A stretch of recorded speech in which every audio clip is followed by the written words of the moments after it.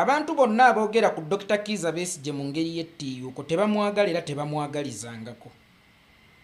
Nkakasa wano mu public babagamba nti Dr. Kizza Besigye abaluma naye nga munda mu mitima basanyufu kubanga gyakoma okubeerayo bo gye bakoma okuzannya ebyobufuzi byabwe. Singa omuntu abadde ayagala Dr. Kizza Besigye kaŋŋambe nga Frank Gashumba oba n'abalala abasiiba bajegera, Speaker wa Parliament product ya Dr. Kizza Besigye. Anita Amongi Dr. Kizza Besigye yamuguluminga yamusanga nga afaanana ng'entamu y'omukyala efumba. Ennaku zino yafuuka muzungu era yatudde ku ntebe y'essiga eriddirira erifuga eggwanga, essiga eryokubiri, legislature. Nga ne deputy we Thomas Tayebwa naye product ya Dr. Kizza Besigye. Tayebwa yali akuba bicupu lyawo ku nassa. Ayagala ekyapa eky'ekicupu lituukirira Tayebwa. Ayagala passport y'ekicupu lituukirira Tayebwa. Ayagala ID y'ekicupu lituukirira Tayebwa. Dr. Kizza Besigye n'amusembeza ng'omwana n'amujja mu bufere. N'amuyingiza FDC. N'amuwazi kkaadi oba n'amukuza politically somehow n'amutuusaako waamutuusizza. Ng'essaawa eno ye deputy speaker. Nagwe oli kuba yeekolera. Oli ku bwana bwa Nuupu nga bw'ekyebbeeyi kye bujja okukola kwogerako weewaawo okwogerako kw'amaanyi era kwa mugaso. Naye nga bali ababiri product za Besigye powers bazirina. Okujjako nga muŋŋamba nti nze yeekolera itongwa nafuna nnyo mu Dr. Kizza Besigye okusinga Amongi. Nti era obulamu bwange bwakyuka nnyo ku lwa Dr. Kizza Besigye okusinga obwa Amongi. Nti Tayebwa talina kye yafuna mu Dr. Kizza Besigye nze yamufunamu ekinene nnyo. Kubanga abo batudde mu ssiga eryokubiri erikola gavumenti sinakindi nga ly'amaanyi n'okusinga ekizekitiivu. Kubanga ekizekitiivu bw'emala okulondobebwamu basindikira nnyumba ya Anita Amongi n'esengejja. Era waliwo stampu gye tuyita satisfied stampu mu kabineti ya Museveni oba mu kabineti erina okufuga executive. Stampu eyo eva mu ngalo za Anita Amongi oba eza deputy we. Imagine ng'ennyumba eddirira essiga erifuga eggwanga yonna yonna nga ya Dr. Kizza Besigye naye nga temusobola kubajjukiza birungi Dr. Kizza Besigye bye yabakolera. Nga powers n'amaanyi agataasa Dr. Kizza Besigye bagalina tebannayogerako era ne powers zaabwe tezinnakola. Oli ku bwana bwa Nuupu mubanje Dr. Kizza Besigye. Dr. Kizza Besigye si wa kubanjibwa bubanjibwa.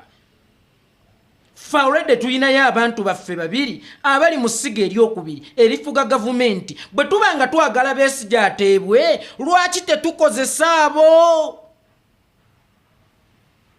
Amaloboozi gaffe gano amakambwe eri bannaffe agatufudde ekiiso ky'embuzi lwaki tegoolekera abo?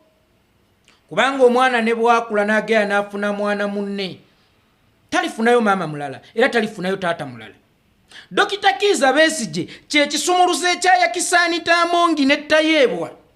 Naye ng'aba FDC mulimu ffe baakaceere bayeekolera itongwa nga mulina babbingwa babiri ate abayina sse abatudde ku kyoto eky'obuyinza naye nga temusobola kubambalira, temusobola kubajjukiza, temusobola kubasomera naye nga muli awo. That's why nabagambye mwe temwagala Besigye ateebwe era Besigye tabalumanga nze wannuma. Just okusibwa kwa Besigye bannaffe abamu kibakolera era bamwagala mweyo mbeera. Kubanga mweyo embeera gy'alimu mwe bajja okuvumira. Abo be bakyawedde era bulijjo be bavumanga. Embeera ya Dr. Kizza Besigye bagifudde minzaani kwe bapimira ba freedom fighter n'abatali ba freedom fighter naye nga tebamujje mu mbeera eyo kubanga ye abanyumira ali mu mbeera eyo. Aba-FDC muyina babbingwa babiri balamba abayina powers abayina se nga n'omulala yeeyita namba 3 wa Uganda era nga tasongwamu nga wamaanyi nnyo. Then kati lwaki mu kaseera kano tetwolekeza oyo obwanga okumubuuza nti naye paalamenti y'eggwanga erina mugaso ki? Paalamenti y'eggwanga erina maanyi ki? Yeetongodde okuva ku executive oba ekyali mu nkwawa z'executive bw'eba terina powers ezo ng'abamu we mujja otteekawo mu comment section, then mukkirize nti ono omukyala eyazaala omusota kigogo, kipapula, kizimba mukka, tekirina kye kiri era tekyetaaga kutiibwa. Gw'ate olaba taata we atuukamu eyo embeera yakufuula kyoli ne tuwulira n'okuwulira mbu baamututte mu ddwaliro kaakati ali bubi nnyo yeeyongedde okukema, naye ng'olaga tolina ky'oyinza kukolawo kyokka nga n'abaali kujjukizza nga ffe, sijja kwesosola muntu oba ba FDC bokka, nga ffe tuli mu kwesongamu. Era gatoli freedom fighter, era oli ye freedom fighter. Aish, wa freedom fighter baba bupimira ku mpingu ne machete freedom fighter ata kyasinze kuba ye ata aluddeyo.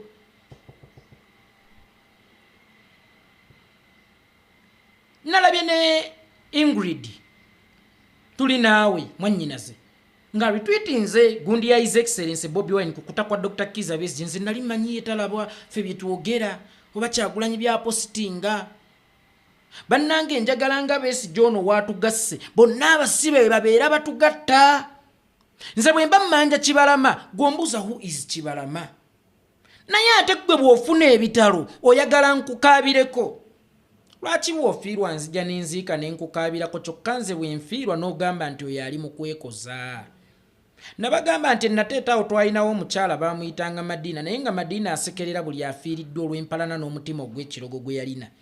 Naye Madiina yasooka kulega ku kufa kwa mwana we omuggalanda gwe yali asinga okwagala baamuyitanga Meddi, n'alyoka azuukuka nti bulijjo abantu bafiirwa. Bannange leero lwakuba bakutte munene, naye ye Uganda mwe tuwangaalira.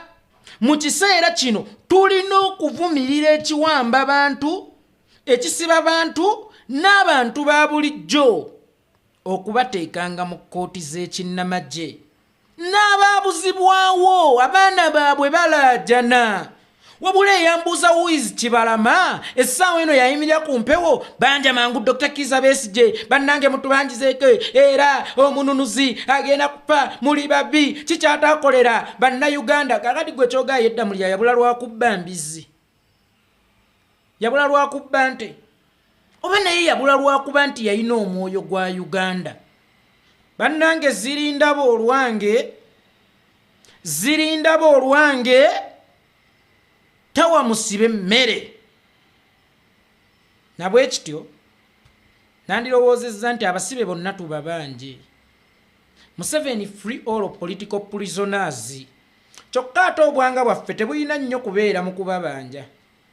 Obwanga bwaffe businge kubeera nnyo mu kulwanyisa y'abasibe aveeko, kubanga ne bwana abatuddiza appetite ye ey'okusiba n'ey'okuwamba tennakendeera ajja kuwamba abalala. Kakati ekigambo free gun nze mpulira nkikooye nga nze nkyenyiye.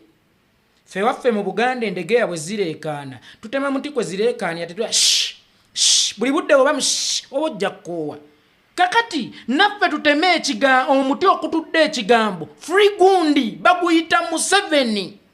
Twegatte, twekembe, tubeere bumu, tugobe omumpembe Yoweri Kaguta Museveni. Otherwise Besigye ne banaamutanga tumulwaniridde nga yemutubanja ng'eyamusiba akyaliwo era ajja kuddamu amusibe gwate wuuyo mutugamba baakamusiba emirundi 10, naye nga ne baamusiba ku mulundi ogwasooka waliwo abaalwana ateebwe. Kati ffe tunaabeera mu kulwana kuteebwa kw'abasibe nga tetulwana kujjawo ekyo kizibu kitukwatira basibe.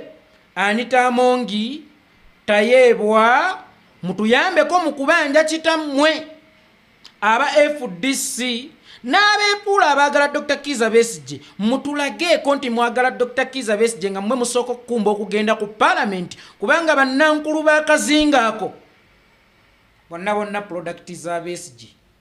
Eyo nno wawulayo dani okubanja ate gy'otaawola. Nze Ttongwa.